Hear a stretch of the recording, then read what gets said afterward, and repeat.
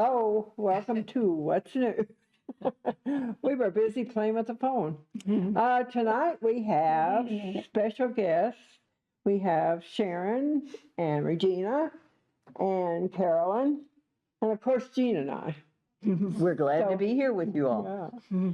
So they're going to talk about the garden walk, and she's going to talk about art in the garden. Carolyn is. So whichever one of you wants to start talking. Okay. So I'm Sharon Grass. I'm president and treasurer of the Master Gardeners, and with me is Regina Berkbigler, and she is our secretary. And we're here to discuss the garden walk that's coming up May 17th and 18th this year. We also have a plant sale that has become quite popular for everybody. We have a wide variety of plants. I'm here to talk about a few of them that will be on the plant sale, but we're going to have very many more. On the plant sale, that starts on Saturday at 9 a.m. to 4 p.m. The actual garden walk portion starts at 10 a.m. to 4 p.m. We do not allow early sales, so plant sale starts at 9, not before. On Sunday, then, we start a little later. It's at 10 a.m. and goes till about 3. Usually the ticket booths shuts down at around 3 because we're not going to be selling many more tickets. So you won't find us there after that time on Sunday. We've had several requests for strawberries at the plant sale, and this year we're getting some. So I don't know how many, but we are going to have some there. Most of them are not an ever-bearing, they're just a regular strawberry that blooms this time of the year and then produces in the month. I don't grow strawberries. So Usually in June. In June? Okay, so I brought some plants that I have from my garden. I'm going to start with Regina. She brought this house plant, so can you talk a little bit about it? Yes, this is an oxalis, and it's ever blooming. Makes a very nice house plant. It's very easy to make new starts. It has a small bulb to it, and this was actually a plant from my mother's, and so or a start from my mother's plant. So it's probably a start from a plant that was probably as much as 60 to 70 years old. Oh my gosh. I just continually make new ones and give them as gifts. But you can also get one that blooms pink. I don't have one tonight that's blooming, but it's one of my favorite house plants. Always reminds me of my mother. Regina, how long do they bloom?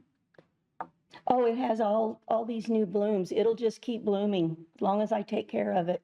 Oh, Yeah. wow. And don't leave it in the car. Yeah, because I left it in the car while we were out for supper, so it's drooped a little bit. And it got a little droopy. Yeah, it got a little droopy.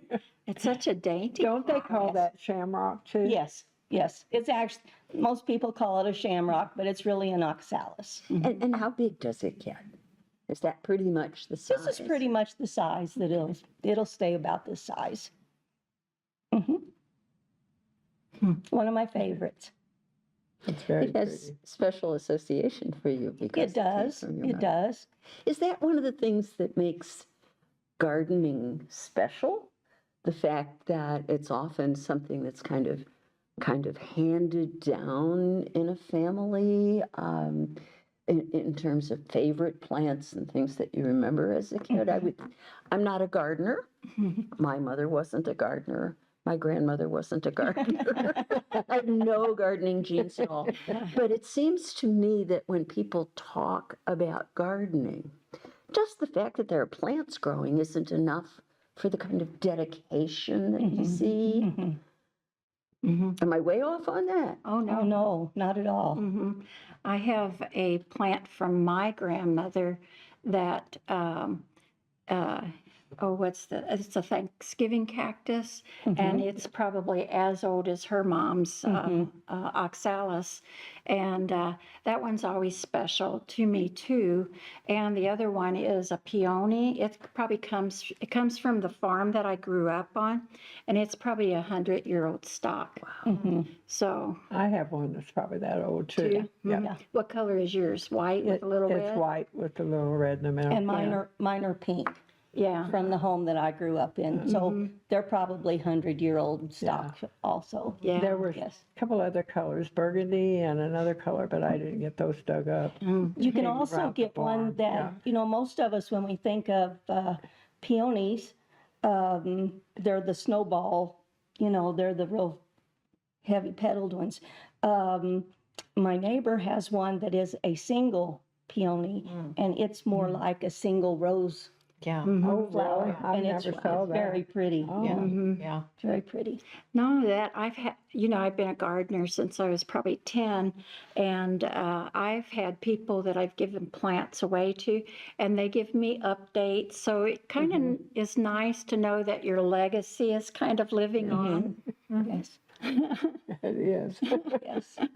And I see them in their yards too, so it's kind of fun. Gardening is a wonderful occupation. Yes. Tell us about some others. Okay. The first thing I have up here is these bulbs, and they don't look like much right now, but these are, some of them call them naked ladies. I call them surprise lilies. What do you call them? Surprise lilies.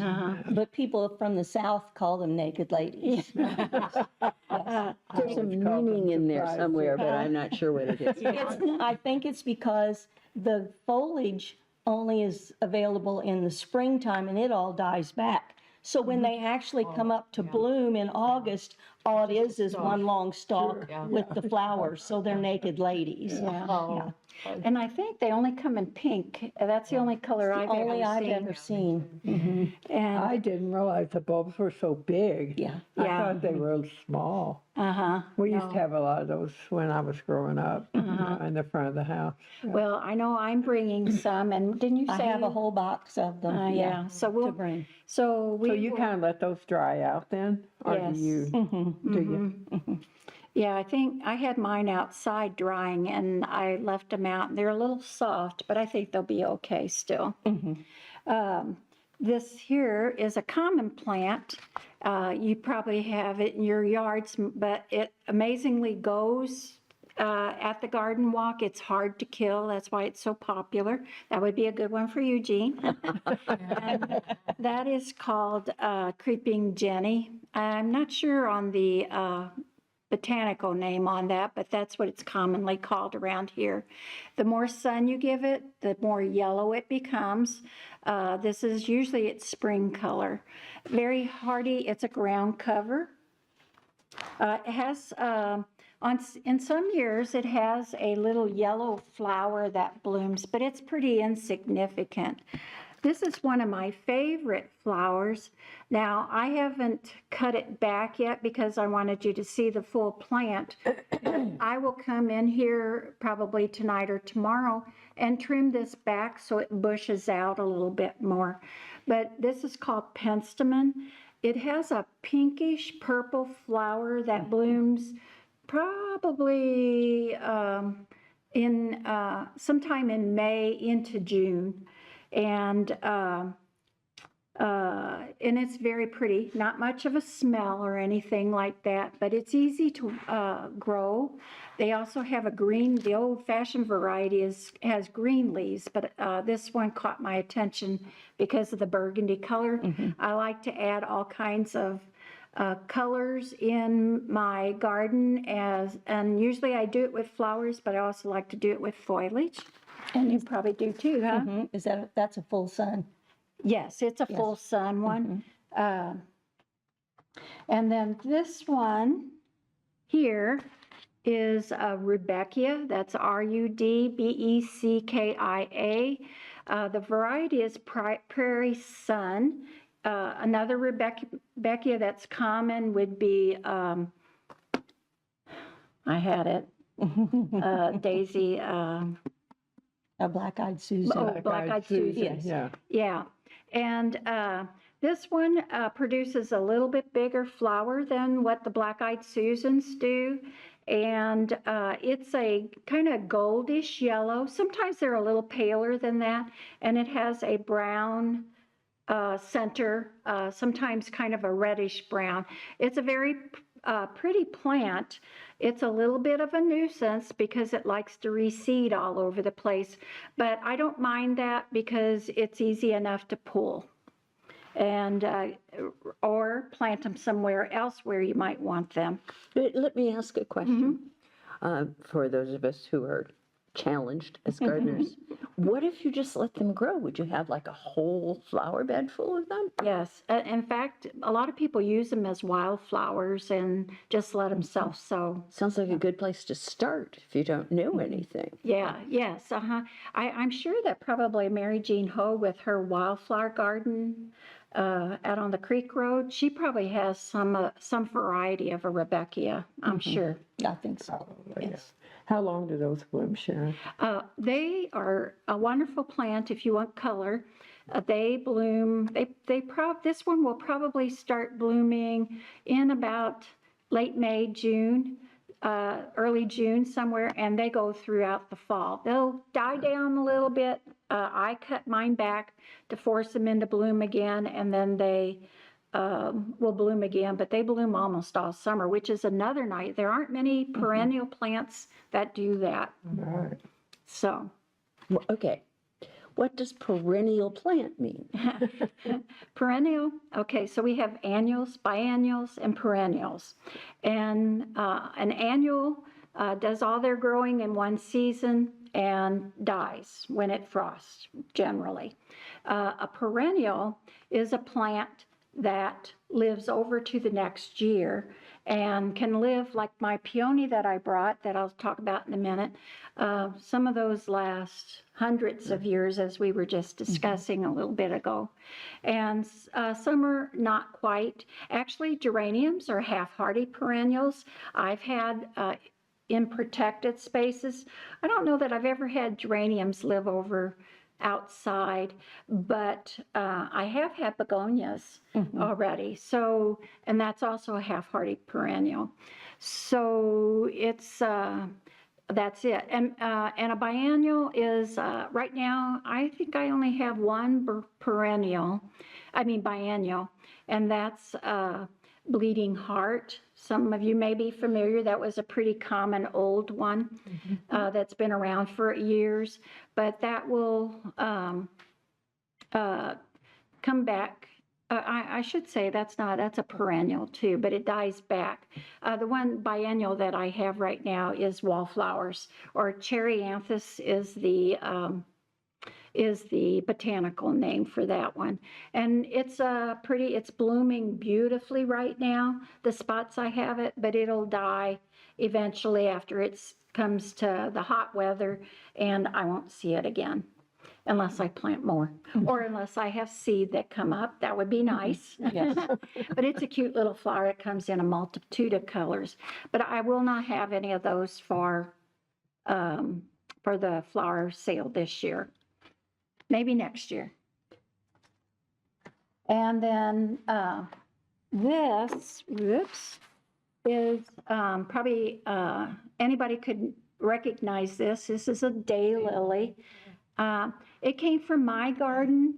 My youngest grandson, who his biggest desire is to be a future master gardener, but when he was a little younger, he moved all my plant tags around. And so I have no clue as to what the name is, and but I think it's similar to the Stelladoro daylily that you're familiar. I think this is the red one. Oh. It looks like it from the foliage, but I could be mistaken on that. So I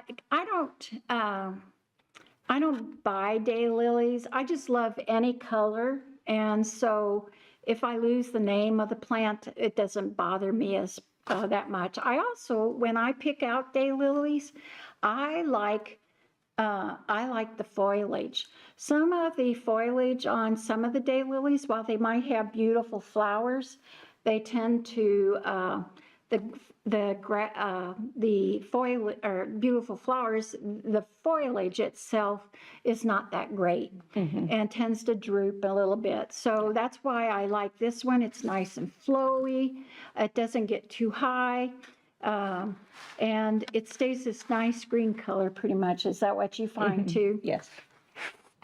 So, And I also find with my daylilies, if we have a really very hot, dry period, they will die. A lot of the foliage dies back. But if we have a good soaking rain, then it all comes back up again. yeah. So, If the deer don't eat them. oh, well, I don't have that problem in town. I do every year. Oh, I thought Every year. daylilies were deer resistant. No. They're No. not. No, they're deer lunch. Oh, So that's something that people who are planning a garden need to think about? Yeah, especially if you live out at Lake Okay. Forest. yeah. So is it just deer, or do cats and dogs eat no. flowers? Rabbits are the bane of my existence. But they don't eat daylilies, but they do eat lilies. And they do eat, what else were they? Oh, pansies. I had a beautiful bed of pansies, and snip, snip, zip. They came through and ate every last one. Deer So- love hostas as well. Yeah, they didn't Hostas, yeah. bother my hostas. I was surprised at that, but they sure like pansies and lilies. Yeah. So, this plant here is a coreopsis, and I believe I read at one point that this is the state flower of Colorado. And when you go out there this time of the year, it's just blooming all over the place. It's a very nice plant. It blooms this time of the year. A lot of my plants look exactly like this now. This one's going to be a pink one. But I started with a purple and a pink plant, and I have all colors now. Some from almost white to a real dark burgundy purple kind of color.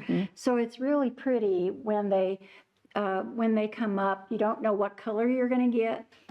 This one I think is going to be a pink one, but they like to self-seed. I don't mind that they self-seed so much. They're a flower that doesn't tend to kill out a lot of other plants or anything. They tend to die back a little bit. I just snip them off with the foliage when it goes, and it comes back in the fall. Doesn't bloom in the fall, unfortunately. But then the next year, they come and they're beautiful this time of the year. I find them an easy plant to grow. I don't do anything with them particularly, but one of my favorite plants. I have the ones that are considered a Missouri wildflower. Oh, the little yellow, The little red. yellow and red ones, and the hummingbirds really like those.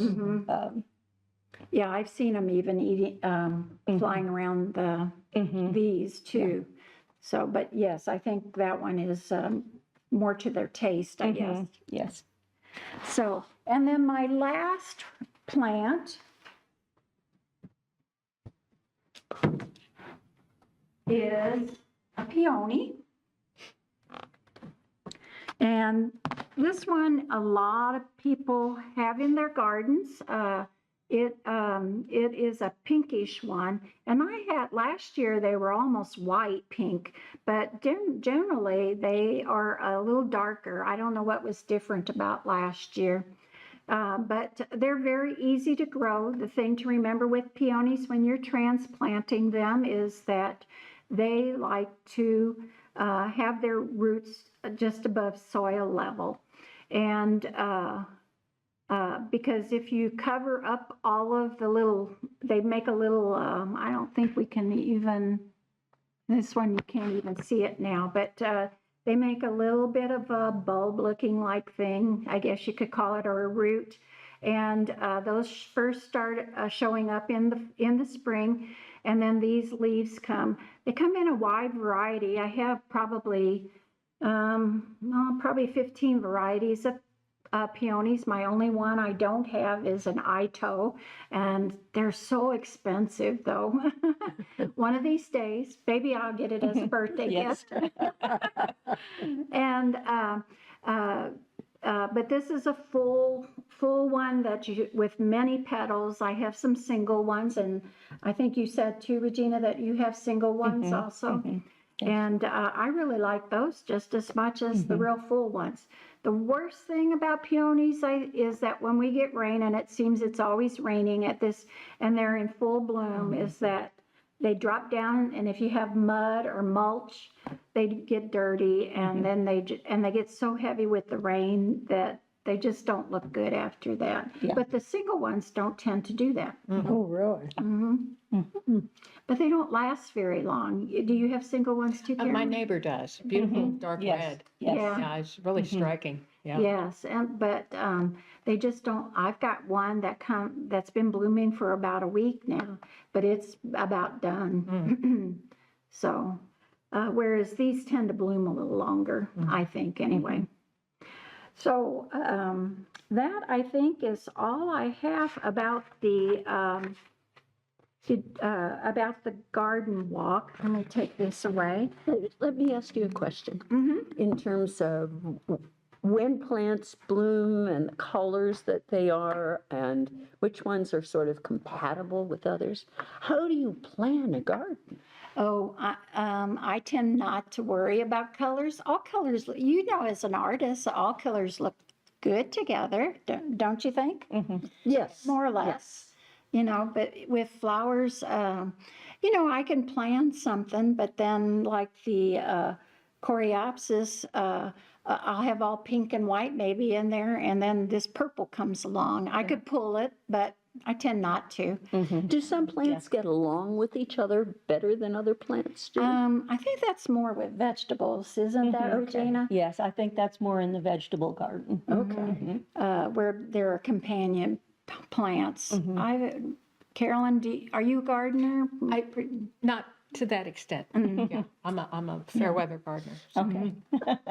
So I don't offhand know. I'm sure there are some better compatibilities. I know in some of my parts of my garden they do better, but then I live in our house is 30 years old, but that subdivision as a whole is fairly new. But when they did, they took all the topsoil and smeared it around, and you can see where topsoil is, things do better.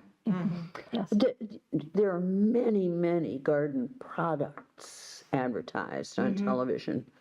Do you need those? I tend I have 3 compost bins, so I tend to do compost, but I also do a sprinkling, especially when I plant something, of an organic fertilizer. Biotone is the one I happen, but Fertilome has one.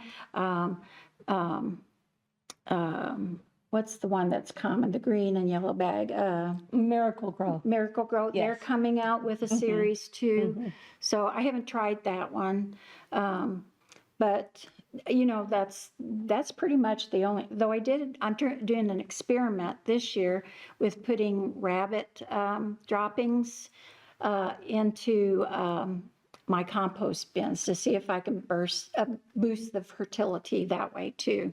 So we'll see. These people really are master gardeners, aren't they? They study a lot. Do you do anything more?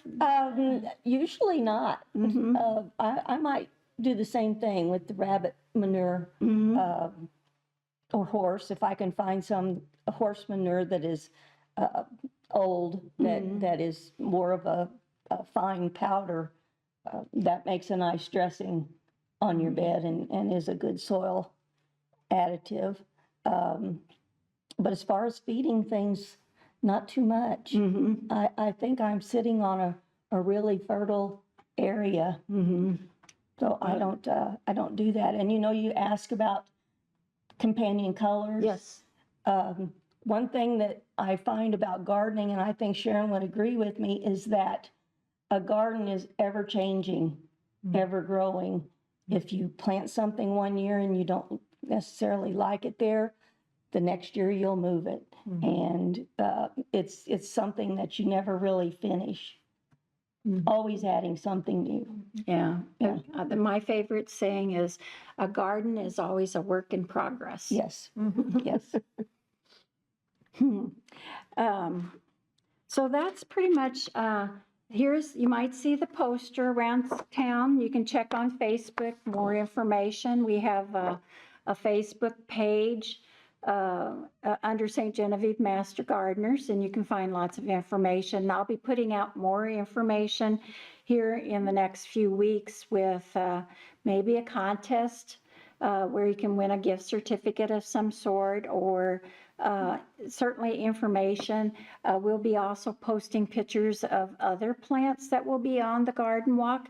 Our master gardener, Ben, had the African violets last year, and they went like hotcakes.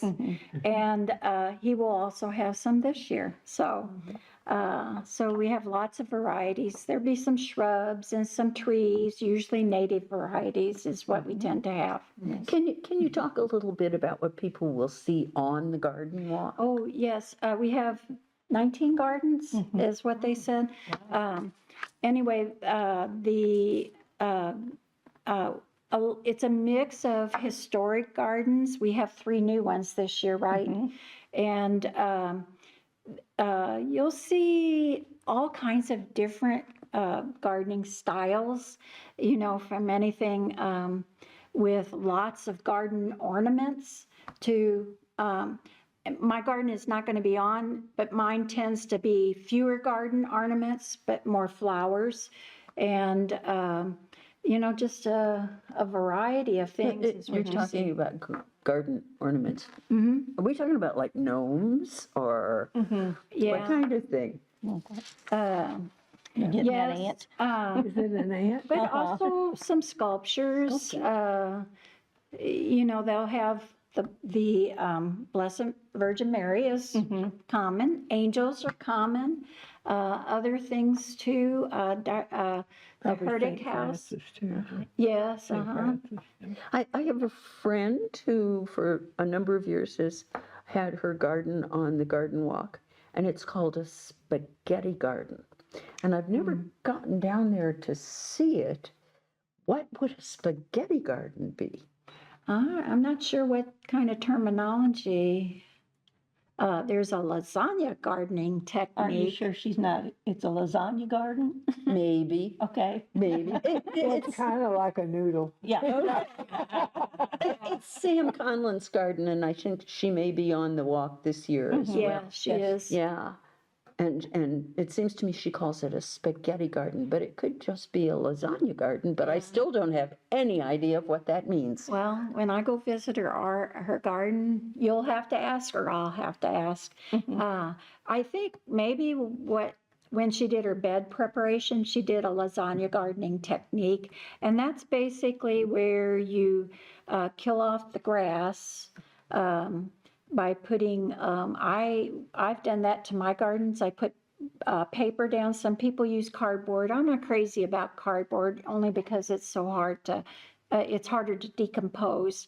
Then I usually just put a layer of mulch, but you can put a layer of compost and then mulch too on it. And then I do it in the fall when I was opening up new beds, and just let it sit over winter. And then the next spring, when you go to till that under, if it's a little moist, oh, it's just the best dirt. Have you used the lasagna technique Yes. too? You have to. No, I haven't. Yes. Interested. Yeah. Yes. Yeah. Yes. It's an easy way.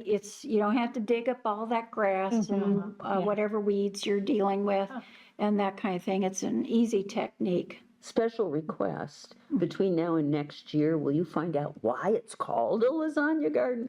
I think it's just because it's the It's layer. layered? I think Yeah. it's because it's layered. Layers. I didn't know that. That was one of the things I learned in master gardening. Yes. techniques. And that was before all the years, before YouTube and all the different gardening videos that come out now. Now, you talked about master gardening techniques. Where can people learn those things? Does our extension office have something to do with that? That's a good question.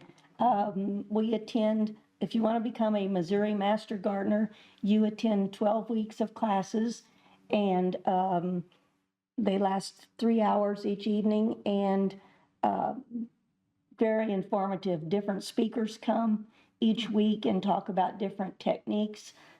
We talked about soil preparation, and we just talked about pest control, and you learn everything you could possibly need to know to be a good gardener. And that's through our extension office. It is, and Is I it believe free? it's not free, but we have a program where we will allow you to apply, and you have to attend the class, and then you apply to have part of your tuition reimbursed by the master gardeners. We only reimburse after a year after your class. During that year, they're required to do 30 hours of 30 hours of volunteer time. That's not our requirement. That's part of the program. Yes. And so that's what if they follow all that, attend some of our meetings, I think we ask for half of them, and then we will consider giving back some of the tuition. And I believe that Katie Kamler at the University Extension Office is in the planning stages of having the next Master Gardener class in St. Genevieve. And you can also do it online too, through Missouri University Extension too. But it's more fun to go with a group. And Katie makes cookies. Yeah, we always bring treats. That counts. Yes.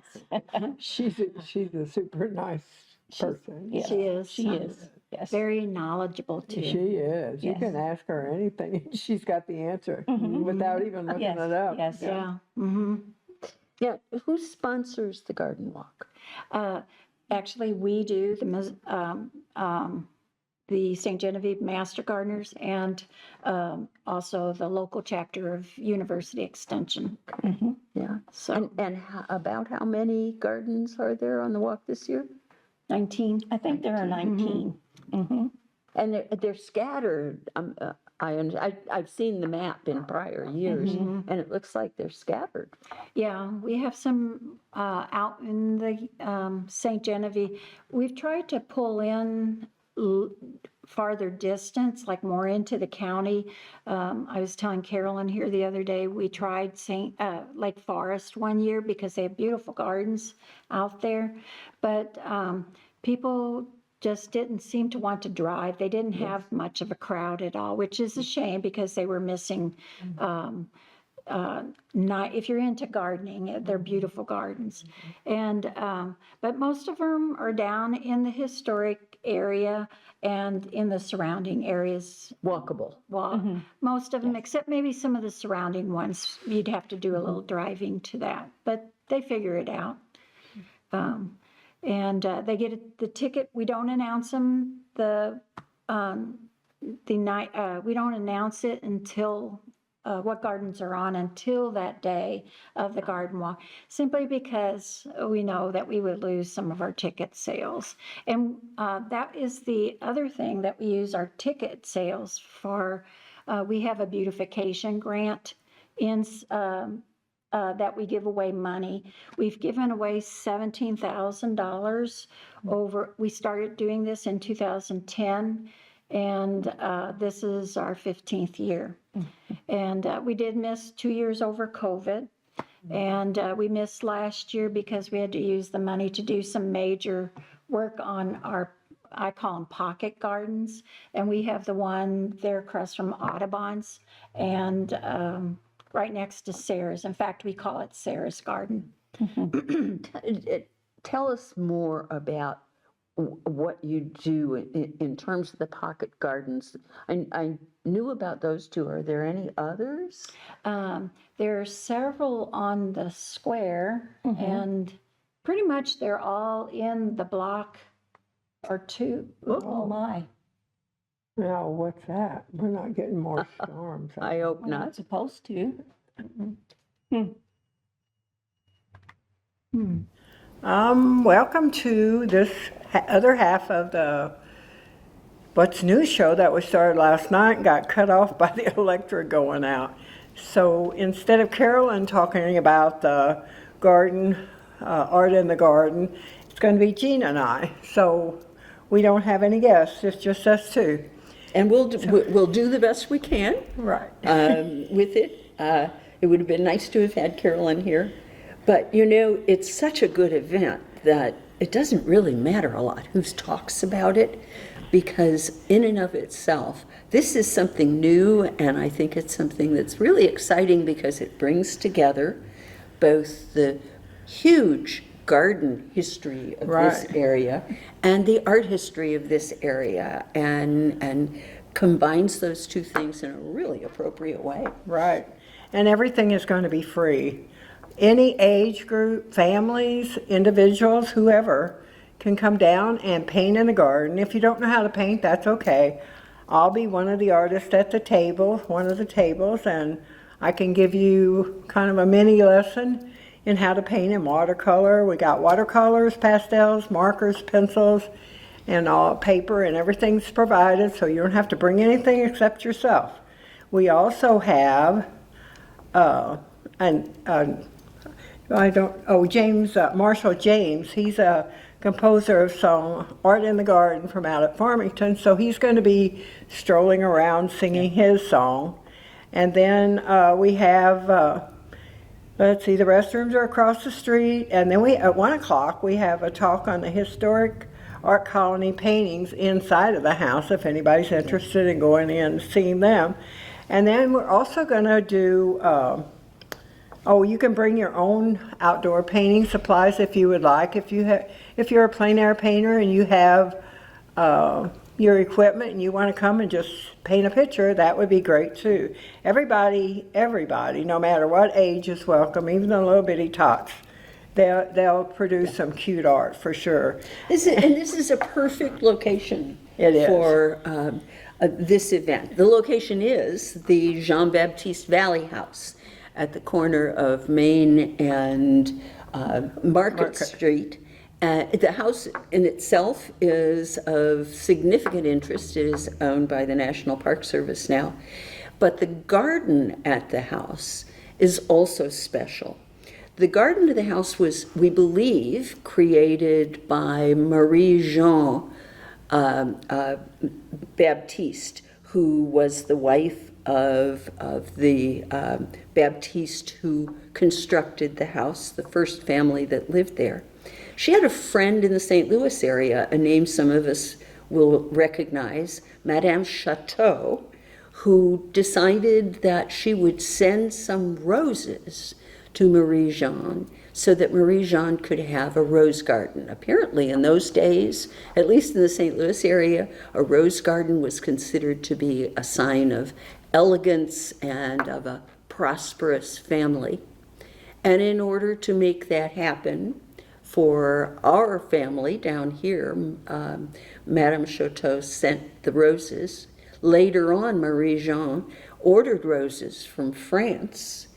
And it's believed that this garden is the oldest rose garden west of the Mississippi River, which is just extraordinary. And the roses are so fragrant and beautiful. They're absolutely beautiful. Yes. The garden is so special that a number of years ago, the Missouri Botanical Garden sent a group down to study the garden and to learn something about its origins. It was a project that was created by Peter Raven, who was probably one of the most active heads of the Missouri Botanical Garden over the decades.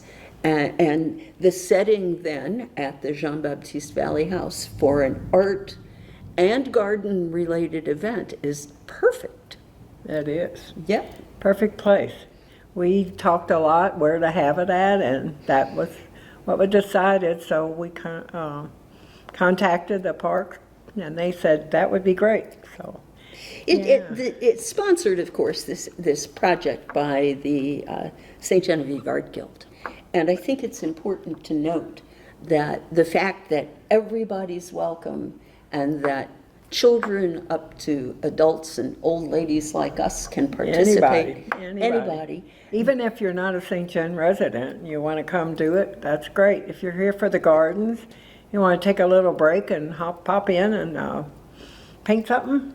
The gate is on the market side of the building, you don't go through the front, you come through the market street, you'll see a big gate, it's a gate with pillars on the side, and then you just come in there and we'll have the art all set up in there for you to do. And also, after you're finished painting, if you would like, you can turn your finished artwork in at the Art Center, and it will be up for the fourth Friday, which is May 23rd, from 6 to 9. So you can display your art, and if you have great talent, maybe somebody will say, hey, would you paint me a picture?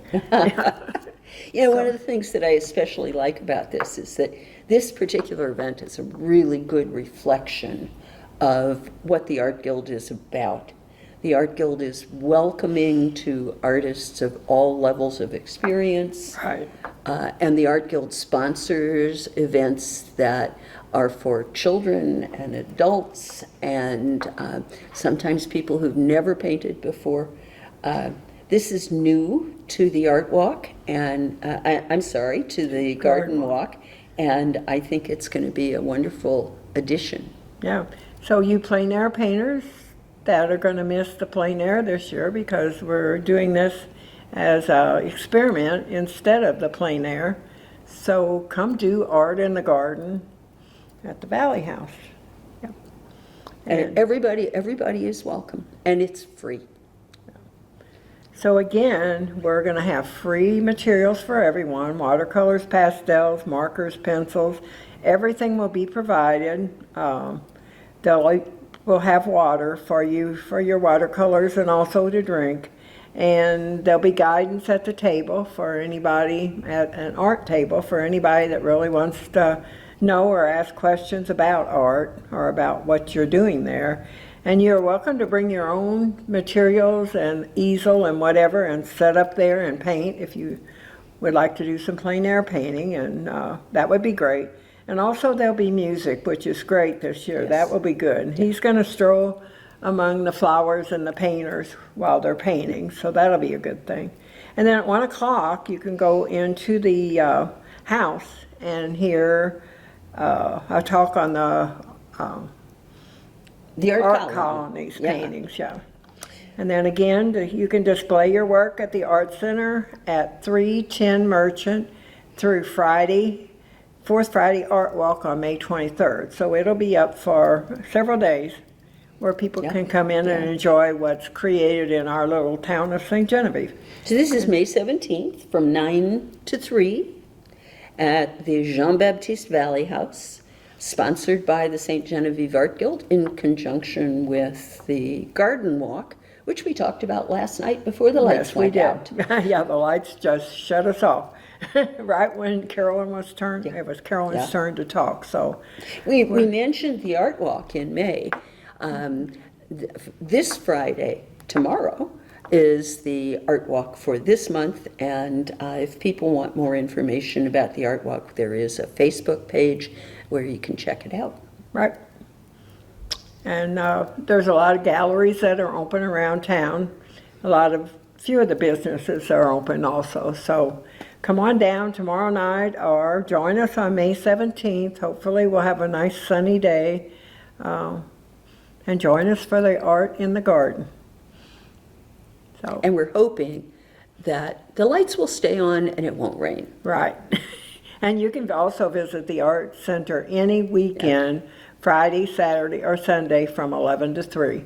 We should tell people where that is just in case they don't know. It's at 310 Merchant Street, right across from the Catholic Church or the Isle of Flags. It's kind of on the side of that. There's an entrance by the flags and also across from the church. So everybody's welcome to come in and visit, and we're happy to have visitors to the Art Center. We probably have enough time to tell people a little bit about the Art Guild. Carolyn Bach, who's the president of the Art Guild, was going to be with us to talk about this event.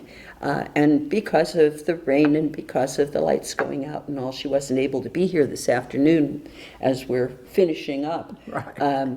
The Art Guild is a very strong art guild, and it's a regional art guild. It is not just members from St. Genevieve. We have members from the Cape Girardeau area, from Perryville, from Farmington, from Jefferson County, and it's a very vibrant group of about 50 members, and the art is wonderful. It is. Very good artist in St. John. So two really good things going on in May, and we hope everybody will enjoy them. So thanks for watching our show. And we're finishing up in the afternoon, which is very unusual.